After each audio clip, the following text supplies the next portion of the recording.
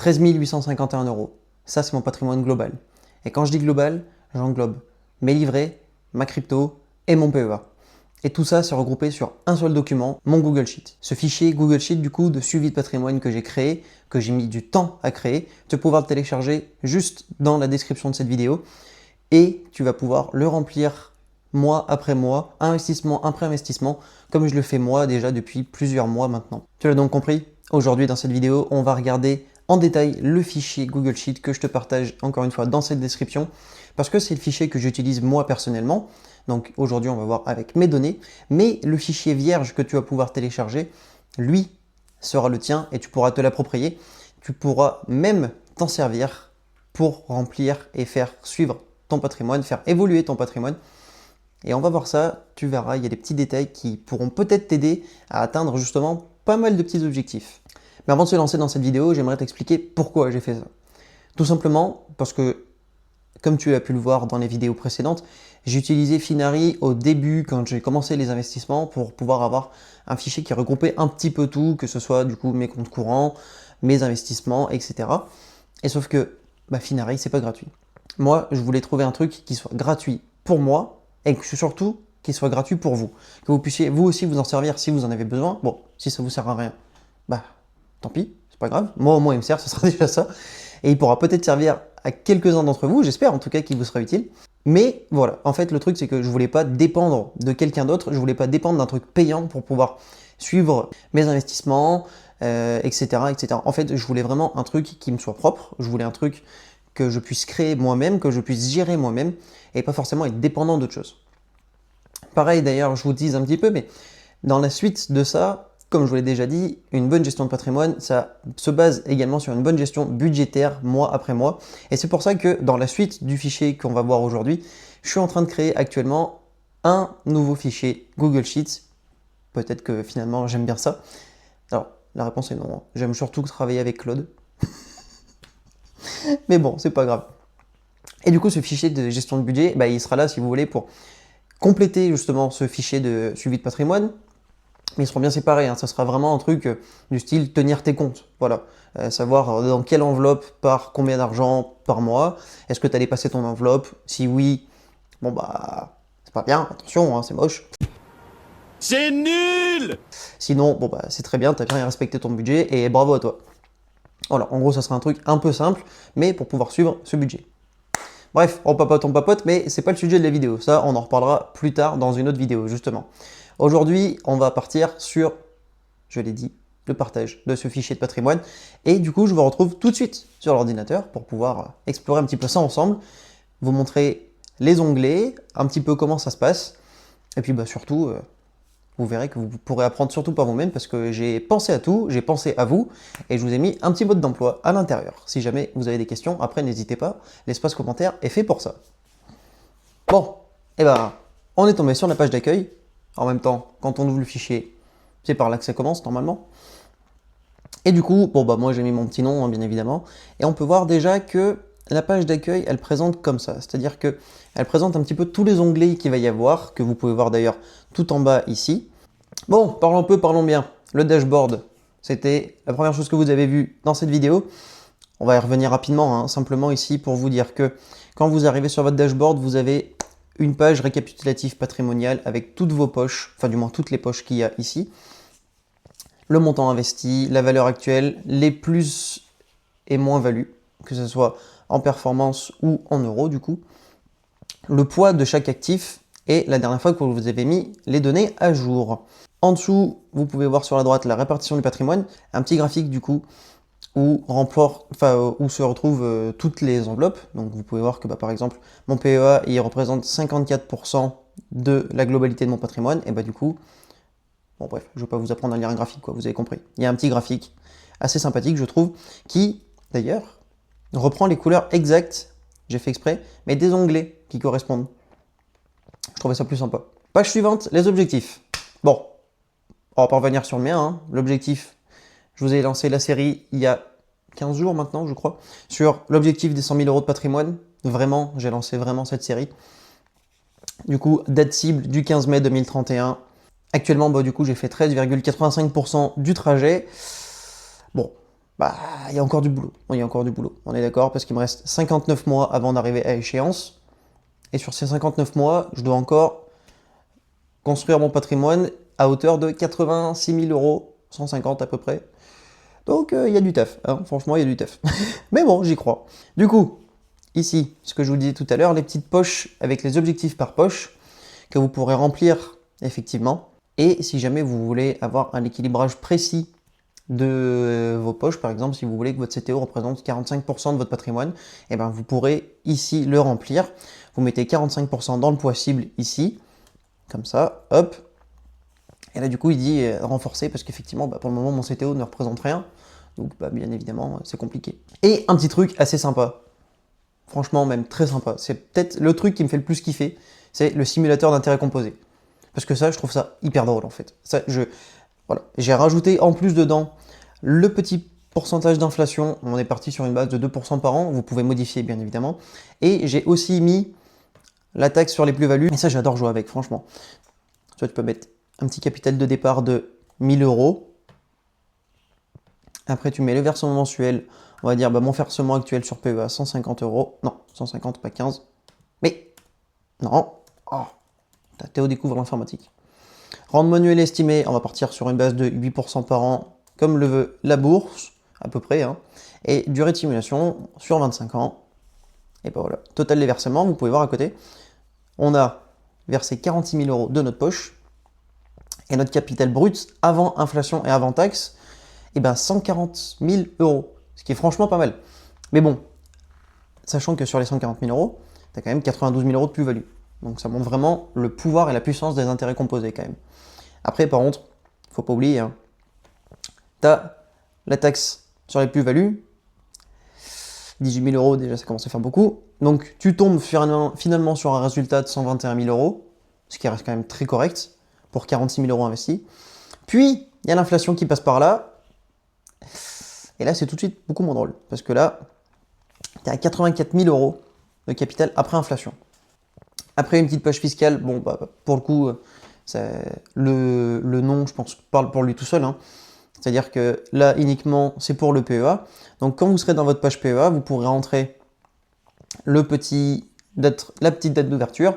Et puis, du coup, tout simplement, en fait, l'avantage fiscal, le fichier est programmé pour qu'il compte 5 ans à partir de la date d'ouverture. Donc, bah, si jamais ça fait 5 ans, bah, ici, dans le PEA débloqué, ça vous mettra un petit oui. Et moi, comme c'est pas le cas, et bah, ça me met non. Et il me reste encore à peu près 1500 jours avant que mon PEA soit débloqué et que je puisse effectuer mes premiers retraits sur mon PEA. Bon, spoiler alerte, je le ferai pas tout de suite. Mais si jamais j'en avais envie, ça serait possible. Et puis du coup, en plus de ça, j'ai mis un petit onglet montant d'investissement et valeur du PEA actuel, donc qui se base uniquement, qui se fait de manière automatique à chaque fois que vous allez mettre votre PEA à jour sur ce fichier. Du coup, ça va se renouveler automatiquement et du coup, ça va vous donner également vos plus-values latentes et votre performance. Voilà, donc je trouve ça assez sympa. Le PEA, justement, on y vient. Vous commencez à connaître un petit peu la chanson. Alors, vous ne connaissez pas la chanson sur ce fichier, mais maintenant, à chaque fois qu'on fera des bilans mensuels d'investissement, ça sera sur ce fichier. Je me répète, mais tout passera par là maintenant, sur mes vidéos, enfin, d'un point de vue perso également, hein, mais du coup, sur mes vidéos également.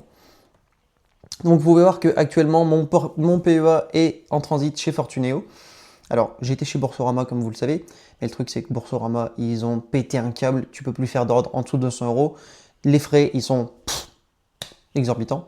Donc, j'ai un très bon ami youtubeur également, mais que vous connaissez sûrement beaucoup plus que vous me connaissez moi, qui a à peu près 11 000 abonnés, si je ne dis pas de bêtises, et du coup, qui m'a gentiment donné un petit lien de parrainage vers Fortuneo. Donc, j'ai fait mon transfert de mon PEA vers Fortuneo, sachant que là, le transfert est actuellement en cours. Donc, je pense que ça ne devrait plus en avoir pour très longtemps, avant que je puisse refaire une petite vidéo bilan investissement parce qu'on arrive au mois de juin quand même et les investissements du mois de juin se font attendre. Donc vous pouvez voir ici qu'on a la classe d'actifs, vous pouvez rentrer tous les actifs que vous voulez. Ici, du coup, une fois que vous avez rentré la classe d'actifs, il y a le suivi de position. Là, vous pouvez rentrer votre total de dépôt. Bon, bref, en fait, vous savez lire, quoi. C'est pas très compliqué. Finalement, c'est assez intuitif, je trouve, quand même. Et enfin, vous avez la classe des ordres. Alors les ordres, vous pouvez choisir la date à laquelle vous avez fait l'ordre, si c'est un achat ou une vente, et surtout vous pouvez choisir quel actif vous avez acheté ou vendu. Et ça, je trouve que c'est vraiment plutôt chouette. Et du coup, une fois que vous avez acheté, du coup par exemple, vous avez passé l'ordre ici, l'ordre va venir se répercuter ici, que ce soit du coup dans la quantité détenue ou dans le PRU. Sachant que la seule chose qui est modifiée ici, c'est le prix actuel. En fait, tout ce que vous verrez en jaune, toutes les petites cases jaunes qui sont dans le fichier, ce sont des cases à remplir manuellement. Normalement, toutes les autres sont programmées pour que ce soit des calculs automatiques en fait. Et on y revient, j'aime bien les graphiques. Franchement, je trouve ça trop stylé d'avoir un petit graphique. Du coup, j'ai mis un petit graphique également sur le PEA pour savoir par actif comment c'était reparti. On passe à présent sur le CTO. Exactement la même chose que pour le PEA, c'est tout pareil, sauf que le mien est vierge parce que je n'avais pas de CTO actuellement. L'onglet crypto, c'est un onglet tout classique. Encore une fois, vous avez le nom de l'actif ici, le prix actuel à mettre manuellement, la dernière fois que vous l'avez mis à jour, sachant que quand vous le mettez à jour, il me semble que c'est tous les... One eternity later. Vous avez entre 7 et 14 jours pour remettre à jour et du coup, la case ici de mise à prix va se mettre en orange. Et si ça fait plus de 14 jours, ça va se mettre en rouge, comme quoi ça fait longtemps que vous n'avez pas mis de fichier à jour. Bon, si vous faites votre truc une fois par mois et que vous faites votre bilan une fois par mois, ça n'a pas grand intérêt. On est d'accord, c'est pas grave, ça ne changera pas la face du monde.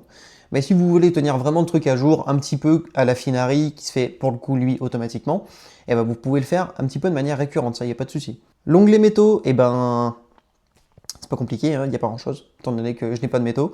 Ça reste un truc classique en fait, à chaque fois vous allez retrouver l'actif avec le nom de l'actif à mettre dedans, une classe d'ordre, un suivi des ordres, un tableau total de dépôt pour savoir combien vous avez déposé dans l'actif. Et enfin, un truc qui nous intéresse un petit peu et que vous avez surtout déjà vu, l'épargne. L'épargne, c'est tout simple en fait. Vous avez vu déjà l'autre fois qu'il y a un petit tableau mes livrets d'épargne sur lequel vous pouvez rajouter plein de petits livrets. Et une fois que ces livrets sont rajoutés, ils vont apparaître automatiquement dans le suivi des soldes. Encore une fois, la petite colonne jaune, c'est à vous de la remplir. Et dans le résumé par livret. Alors ici, j'ai noté déjà du coup mon dépôt de 350 € de ce mois-ci. C'est pour ça que mon solde a augmenté et est passé à 4214 €. Et on peut voir que du coup, total déposé, j'ai suis à 4288 €. Avant-dernière petite page, la fiche du bilan annuel. Alors ici, c'est tout simple. Vous allez avoir l'année, donc par exemple l'année 2026. Vous mettrez votre patrimoine au début, on va partir sur une base de 10 000 € par exemple, à peu près, c'est ce que j'avais. Inversement, on va dire 6 000 € par an, pardon. Et patrimoine à la fin, admettons, on a 17 000 € à la fin de l'année. Oh, non, j'ai rajouté un 0. J'ai mis un 0 en trop, pardon. On a dit 17 000 €, voilà. Et donc du coup, ça nous fait une plus-value latente de 1 000 € avec une performance de 10% par an, ce qui est déjà exceptionnel. Et donc vous pouvez voir ici qu'à côté, il y a un petit graphique, cette fois, c'est pas un camembert, c'est un graphique en bâton.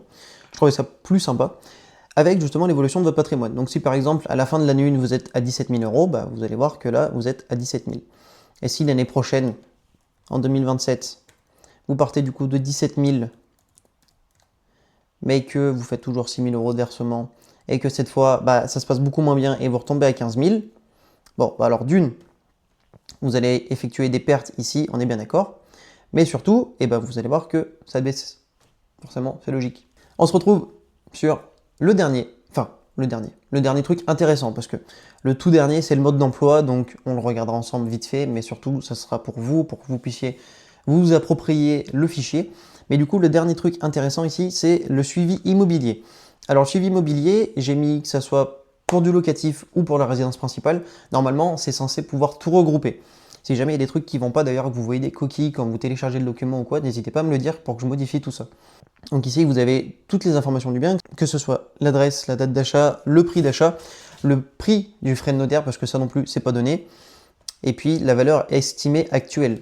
Par exemple, si vous achetez bien il y a 15 ans à 100 000 € et que maintenant il en vaut 250, forcément, c'est pas la même chose. Après, vous avez tout ce qui est au niveau du crédit immobilier, à savoir que le crédit, du coup, normalement, dedans, effectivement, voilà, j'ai mis le taux d'intérêt du crédit avec le taux de l'assurance, parce que c'est vraiment des trucs qu'il ne faut pas négliger, et c'est vraiment des trucs qui peuvent des fois faire changer du tout la mensualité. Avec ici, comme je l'ai dit, comme c'est aussi pour du locatif, l'historique des loyers perçus. Si jamais vous avez par exemple des loyers qui sont perçus en attente ou en impayés, vous pouvez vous le notifier, comme ça vous permet, normalement on le sait, hein, quand on n'est pas payé d'un loyer, je pense qu'on doit le savoir, mais ça permet de se le noter justement. Et enfin les revenus locatifs, du coup, et ben ça c'est uniquement si votre bien est en locatif, ou justement quand vous rentrez vos loyers, etc. etc. Après ça se réadapte sur le tableau qu'on vient de voir juste en dessous, donc sur le tableau de perçu des loyers. Et justement, encore une fois, la rentabilité et le cash flow, si jamais c'est de l'investissement locatif, pour savoir combien vous pouvez dégager par mois ou combien vous dégagez par mois pour pouvoir réinvestir derrière, toujours dans ce but-là, bien évidemment.